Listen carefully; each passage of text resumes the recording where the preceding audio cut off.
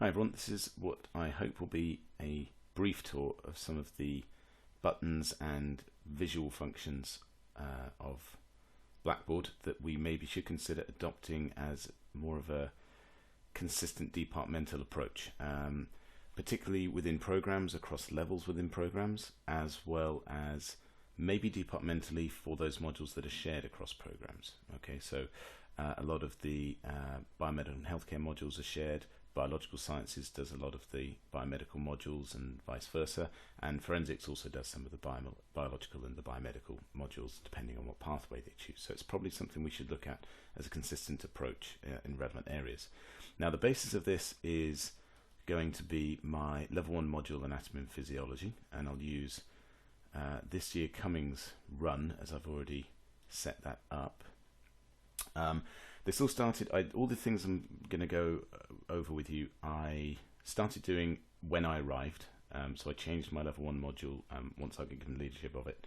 Once I arrived in 2012, it was then adopted as part of my design for the Healthcare Science Online Foundation program, and Anthony and Heather adopted that in their modules as well, and that became part of the overall programmatic feel.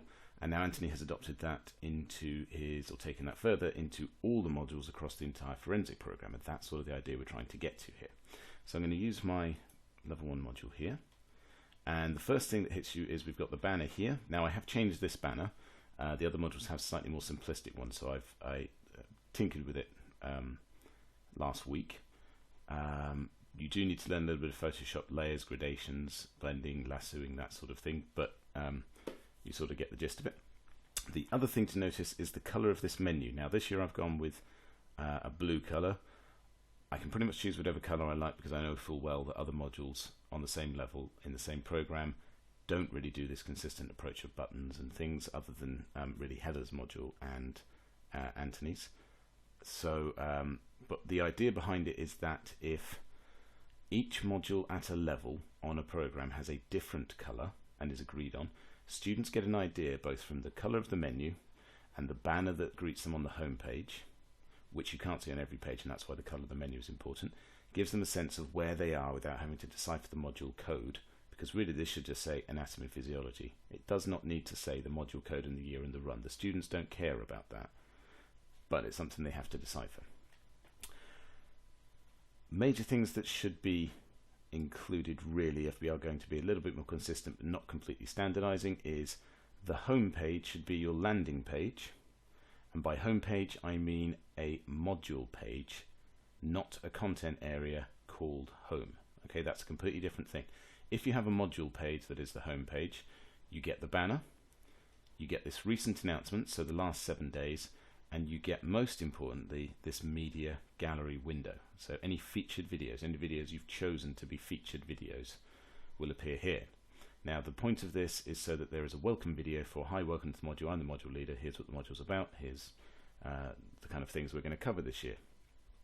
It's good for students doing module fair. When they're choosing their modules, they can go in as guests to modules and have a look and watch the video, see who the module leader is, hear what the teaching team is, etc. Now here's where things vary slightly. I know that the Healthcare Science Foundation program does not have an announcements button. Now I think it's important to have an announcements button because this only saves here, the My Announcements on the home page. This only saves the last 7 days. So if there's something more historic they want to go to, they have to click on More Announcements, go to the announcements page in the background. It's additional clicks for them to do. If you have the announcements button, it's always there. Now what the good practice is to do with this, if I just jump to here quickly, and see how we've noticed how we've lost the banner, which means now the only indication that I'm on A and P is me knowing that A and P is the blue menu, okay, unless I want to go which module color am I.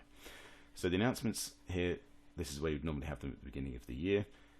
When we do announcements, we tend to tick the box send email. Now if you do that and the student gets the email of the announcement, they've got no reason to go to Blackboard in order to look at anything unless they were going to do so anyway. If however you just put an announcement up, they have to be going to Blackboard to get the announcements, to get the information, and while they're there, they may, you never know, look at the assessment information, the module information, the learning materials. Okay, so that's why I think it's important to have an assessment, an announcements area. All right, and this, if you don't have this, you can add it by going to the plus, to tool link, and you just choose, you call it whatever you want to call it, but I recommend announcements so that we do have consistency in titling, and you just choose it as an announcement tool from the drop down menu. So I'll show you here. Call it announcements, and you choose any of these, but of course announcements there. Remember to make it available. Now we come on to really the crux of why we're thinking of doing this consistency, and it's students accessing the information they need. Now what I've got here is module and assessment information. And as we go in here, we have, and apologies, but what greets you is photo of the module leader, contact information, what they're about and what they're experts in, as it were, maybe what the research is, gives you an idea of what to talk to them about. Ideally you would have other staff here as well. I have tried this in the past, but it ended up just being a photo of the module leader and their office number, no additional information of the lecturer, no additional information was provided. The other bits that I have in here, this is new this year, my Twitter feed. I've built this in, so this has got, because I encourage students to tweet, comments, ask questions, etc. If they happen to be in Blackboard and they're looking for something in the module information, they will see the most recent tweets and anything that's come up that I've tweeted or been retweeted, that sort of thing. That's quite handy. They can then view it on Twitter and post anything like that. So if they're not on Twitter, they can see it. If they don't follow me, they can still see the tweets, but it can be quite useful. Then we have the module guide, and then we come on to the assessment, and the module guide is going to have all the information that they tend not to look at because it's in one giant PDF document and it's very dry. So what I have here is now assessment information. This gives them a brief description of how the module is broken down. 2 components. Within each component there are 2 elements. Each element has different weightings, and it gives them an idea of what they need to achieve in order to pass or barely pass, and what the various compensatable fail rules are. Then go on to the module schedule, and here I have the lectures and how long each one's going to be and which week they're in. I haven't put initials of the academic staff teaching them because that's faceless. So that's what we'll come on to in the learning materials area. But here the blue arrows indicate to them, and it says up here as well, that this lecture follows on to this practical. So they would probably want to read up on the homeostasis part of that week's lectures in order to do the practical, not so much the brain, but of course they'll need the brain for the exam and everything else. So if they're going to do any pre-reading, that's probably the place to go. Nerves and synapses rather than somatic nervous system. Both of these lectures fit into here, etc., etc. Same for semester 2. And then I have descriptions of how the coursework works. Now yours probably won't be this vast because the online practical portfolio is quite complex, and I do a video for this as well as tell them a lot. But then I also have a description of what the essay is going to be, and this is the content area they would go into, and they would choose their essay title if it was available to do so. So in mine they have a choice of essays. They would go here, they would choose one of the sign-up lists within that. But it's the bit preceding that that gives them information as to what the essay is about. So that's module and assessment information, so that they know for module information who's in charge, what's going to be on it, and for assessment information what you need to do for your assessment. All right. Learning materials. Now this is an important one because we tend to mix a lot of words up. We call them lectures, we call them learning content, academic material. If you stick with learning materials, it covers all your bases. It covers videos, quizzes, lectures, screencasts, handouts, practical handouts. Okay, you can't call it lectures and put a practical handout in there. It's not the same thing. I've semesterized mine. I don't mind this being visible to them all year because they can't access the material until the week before it's due to be given. But at least they get an idea of the topics. Within this is where we start to identify the staff. So I have an introduction here, and again, picture of me so they know that it's me saying it. And within each of these folders these are week folders based on theme. I haven't called them week whatever, so that each year I can reorder these however I like if I was going to reorder the lectures. If I'd called them week 9 anatomical terminology, I would have to edit that, which is only a few seconds, but it's a faff that you don't really need. Within this, picture of me and the lectures that I've given, and a formative quiz. So within there are the materials. They can't access those until the time. If we go into a week where there are multiple staff, so it says the 2 staff teaching, picture of each person, and again the lecture that they've given attached, plus quizzes if they're mine, and in this case the pre-practical video so that they're a bit front-loaded before the following week. Coursework. Now this is where you probably want to give areas not describing what the coursework is, because you've done that in the module and assessment information, but what you want to do is, for me, I have 2 elements, both of them are online. One is an online submission, one is a series of online activities. This here, the Coursework Practical Portfolio, is a series of online activities, and therefore it has its own area. They go to this area to do it by clicking on this button, and they go into the various mini portfolios, and there are the various tasks that they've got to do that week in various stages. I won't go into that detail. Generally what you're going to see in most modules is an area called assignments that will magically appear around the time that they can submit something online. Alright. Now this is something the SAT team creates, so even if you create an area called Essay Coursework and put information in it, not only are you doubling information because you should have put it in here in the first place as the place where they would go to know that's where they find that out, but also if you put information about the assessment as well as the place to submit it in the same place, that can be confusing.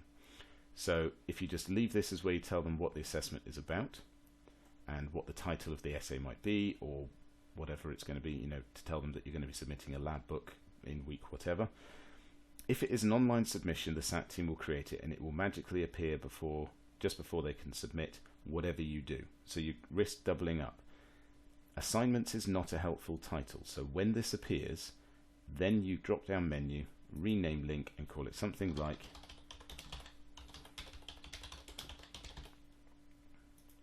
because that is all it is. The thing that the SAT team makes is literally just an essay submission or an online submission page. In this case I've given it called it essay submissions, so don't get confused, and it's just the blurb that the SAT team puts up saying you promise not to plagiarize and that it's your own work and that you must do it in accordance to the module leader's wishes. You can add content to this, so add an item and put in any specifics you've got. Must be in PDF, must be Arial 12, must be line and a half, no more than 1,000 words, whatever it might be.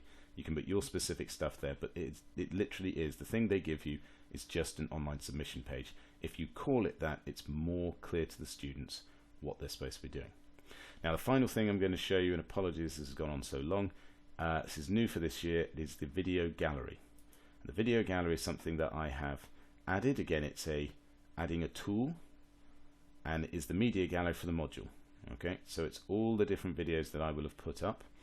What I've done this year is I've made short videos, much shorter than this, talking about what the assessments are, module welcome, how to access feedback, things like that that they want to know throughout the year. So at any point they can click on video gallery and they can play whatever video it is that they want to view.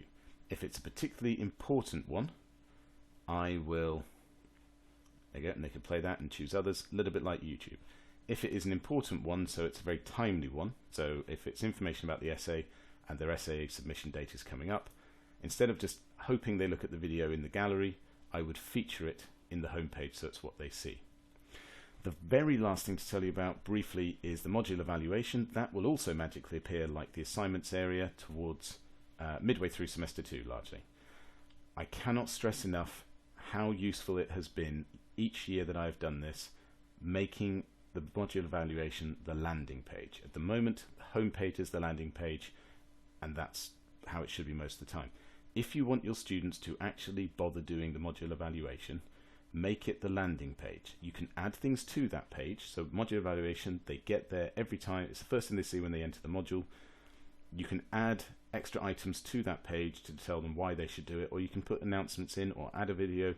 You can make it look a bit like the home page, but at least they are going there first and foremost every time. They might be coming in to revise, boom, they see the evaluation. They might be coming in to get a video, do a quiz, read an announcement. Whatever it is, that hits them first and they do it. Last year I had an 80% return rate on a module of 232. This year is down significantly at only 70 responses for a module of 210, but it's still way higher than everywhere else.